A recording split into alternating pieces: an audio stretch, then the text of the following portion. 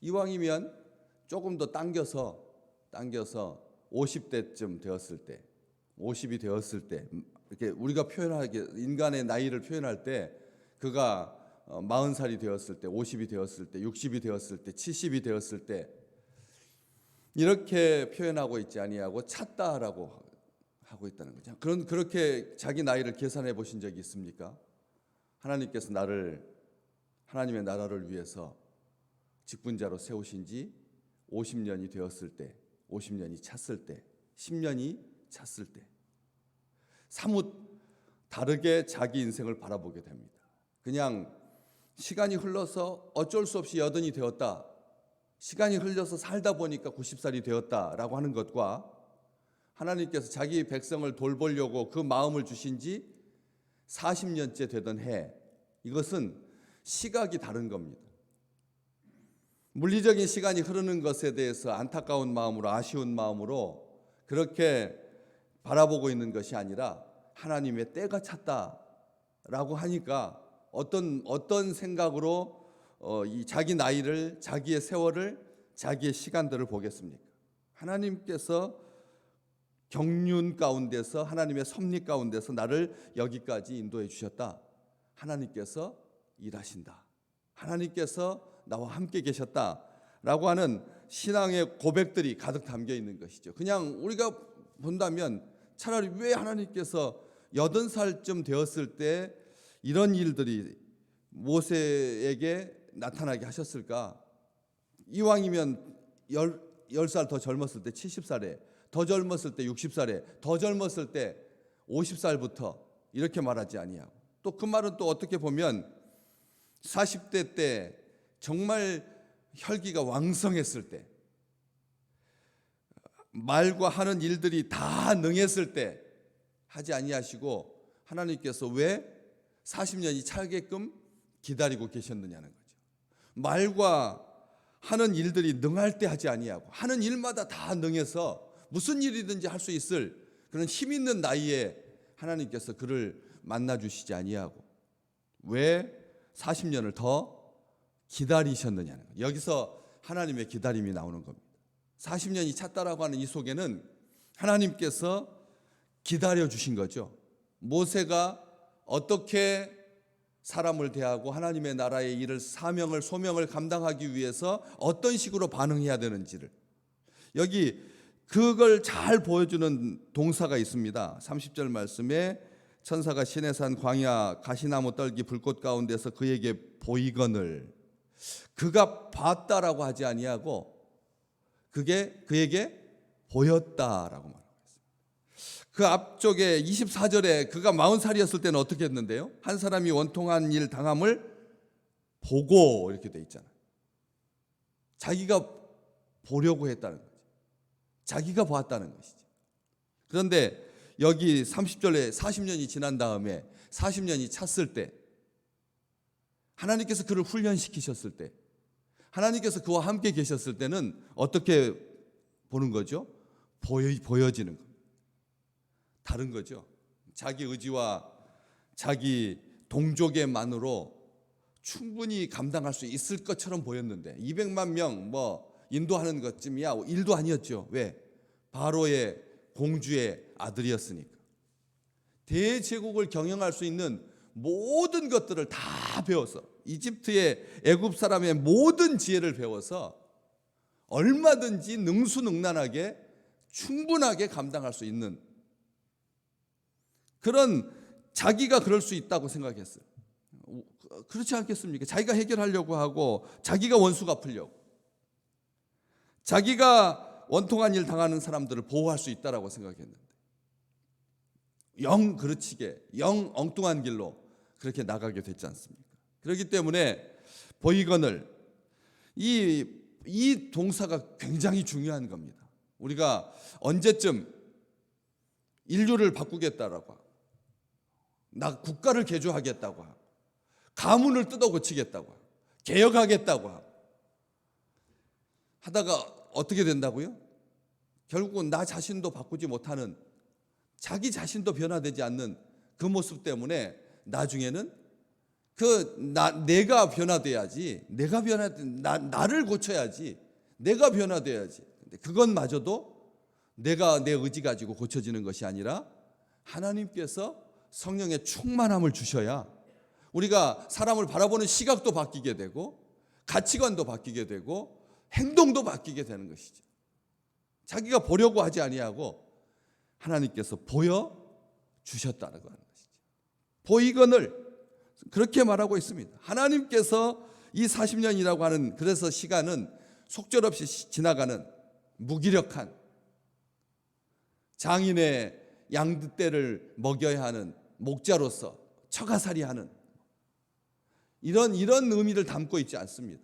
많은 시간들이 지나갔지만 인생의 자기의 최고의 절정기를 그냥 광야에서 보낸 것 같지만 하나님의 때가 찼다라고 스데반은 말하고 있습니다. 하나님의 때 시작하게 하신 분도 하나님이시고 그리고 도주하게 하신 분도 하나님이시다는 거죠. 미디안 땅으로 부르신 하나님, 그를 날마다 지켜보셨을 겁니다.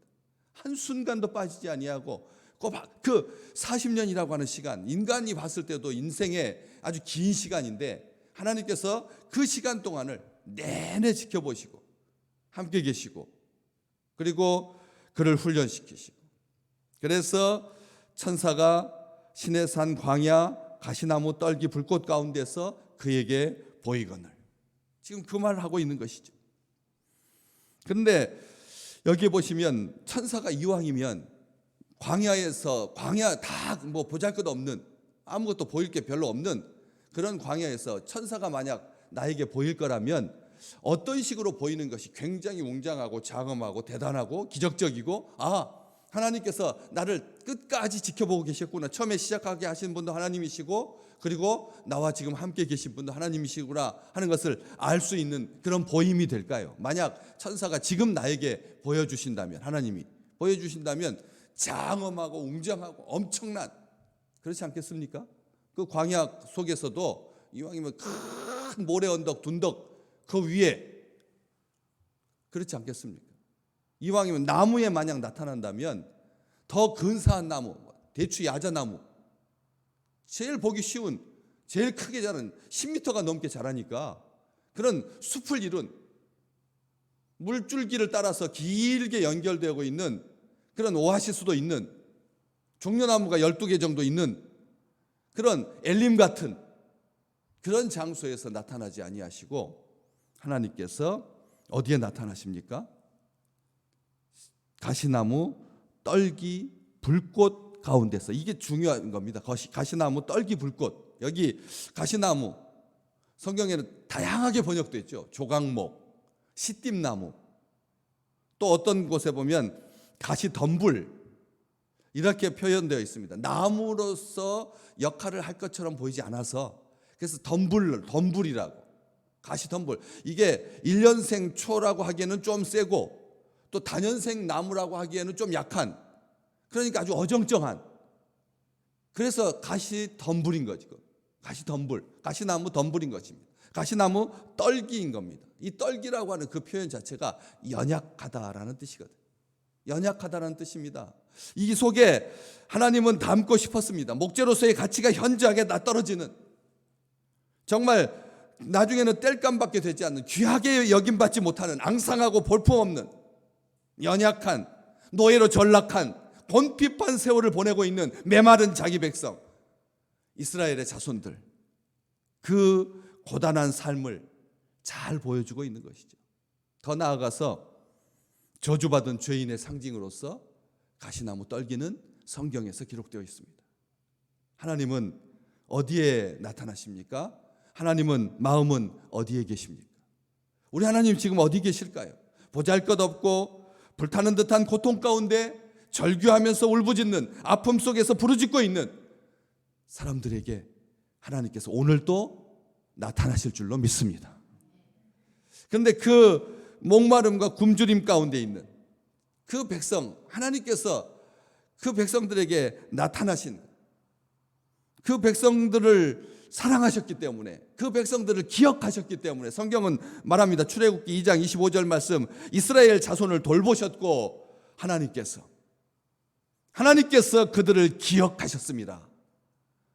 하나님께서 그들을 돌보셨고 하나님께서 그들을 기억하셨다라고. 400년 그 속에서 딱 요셉과 함께 했던 40년 정도만 반짝하고 나머지 360년 가까운 시간들, 거의 10분의 9니까 대부분의 시간들을 노예로 살았거든요. 40년만 조금 대접받으면서 살고 나머지 시간들은 정말 처절한 노예로 살았거든.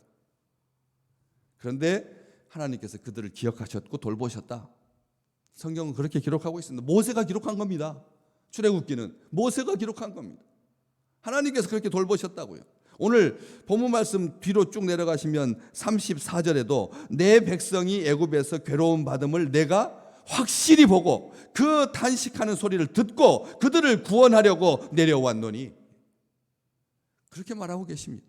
우리 하나님, 임마누엘 하신 하나님, 우리 가운데 오신 우리 주님. 그래서 그 가시나무 떨기 불꽃 가운데서 그에게 자기 자신을 보여주신, 오늘도 고난받은 현장 가운데서 하나님께서 함께 하신다. 욥은 자기가 고난받았으니까 그 욥기에 보시면 하나님께서 어떻게 나타나신다. 자기 백성들에게 욥기 30장 7절 말씀, 떨기나무 가운데서 나귀처럼 부르짖으며 가시나무 아래 모여있는 그 불쌍한 영혼들을 하나님께서 돌보신다. 거기에서도 가시나무 떨기에서 나귀처럼 부르짖으며 이렇게 이 자기 백성을 그렇게 말하고 있습니다. 그 백성 가운데 하나님께서 함께 계신다. 고통받는 인생 가운데 하나님께서 함께 계신다. 객과 고아와 과부의 하나님이시다. 성경은 그렇게 말하고 있는 것이죠. 그런데 그 가시나무 떨기 가운데서 나타나신 것이 아니라 가시나무 떨기가 뭐하고 있는 가운데서, 불꽃 가운데서, 타고 있는 가운데서, 가시나무가 타고 있는 가운데서, 가시나무는 어떤 종말을 맞을 수밖에 없다는 말입니까? 결국은 심판받을 수밖에 없다는 것이죠. 가시나무가 탄다라고 하는 말은 바로 그런 의미인 겁니다.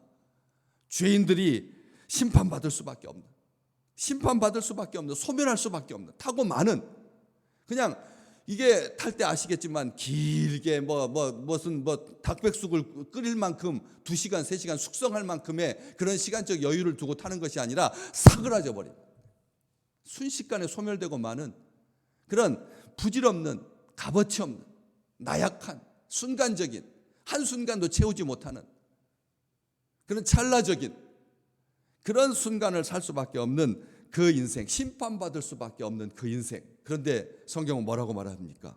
떨기나무 불꽃이 타지 않아서, 41절 말씀, 모세가 그 광경을 보고 그냥 나무에 불이 붙은 것을 보고 놀란 것이 아니라, 가시떨기 덤불에 불이 붙었으면 그냥 싹 사그러지는 건데 여지껏 40년 동안 한 번도 이런 경험을 한 적이 없는, 계속 타고 있는, 어떻게 저게 소멸되지 아니하고 재료가 되지 아니하고 꺼져버리지 아니하고 연기만 풀풀 날리지 아니하고 계속 탈 수 있을까? 놀라운 광경을 보고 놀랍게 여겨, 그 광경을 보고 놀랍게 여겨 알아보려고 가까이 가니, 이것은 무슨 의미입니까?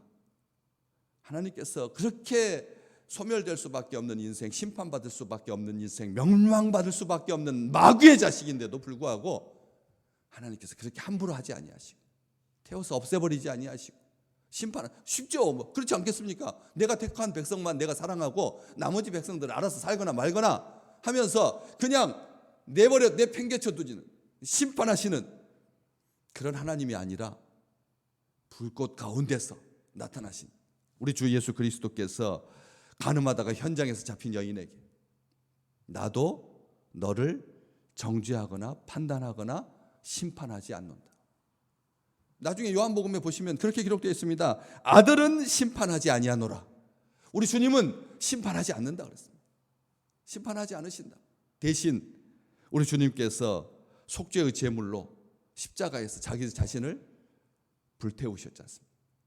우리는 여기서 기억하셔야 됩니다. 자기 자신을 태워서 죄인들을 정결케 하시는, 여기 이 천사 주의 소리가 있어. 우리 주님, 나는 내 조상의 하나님, 즉 아브라함과 이삭과 야곱의 하나님이라 하시는 우리 하나님은 자기 자신을 태워서 가시덤불은 타지 않게 하고, 가시덤불이 타버리는 것이 아니라 우리 주님께서 자기 자신을 태워서 죄인들을 구원하시는 놀라운 구속의 비밀이 모세가 바로 이 가시나무 떨기 불꽃 가운데서 하나님을 뵙는 그런 놀라운 축복이라는 것이죠.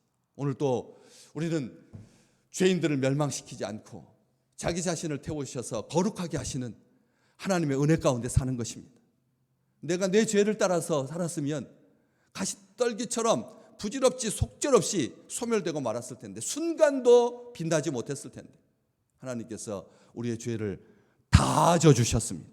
내가 다 지고 간다, 내가 다 이루었다, 모든 인류의 모든 죄를 우리 주님께서 다 지시고, 그래서 십자가에서 자기를 태우셔서 우리를 구원하시는 그 구속의 은총이 오늘 각별하시기를 주님의 이름으로 축복합니다. 하나님의 이 놀라우신 은혜가 우리를 살게 하시고 우리와 함께 하시고, 그 기쁨 가운데서 하나님의 그 구속의 은총을 감사하는 향기 나는 귀한 날 되시기를 주의 이름으로 축복합니다.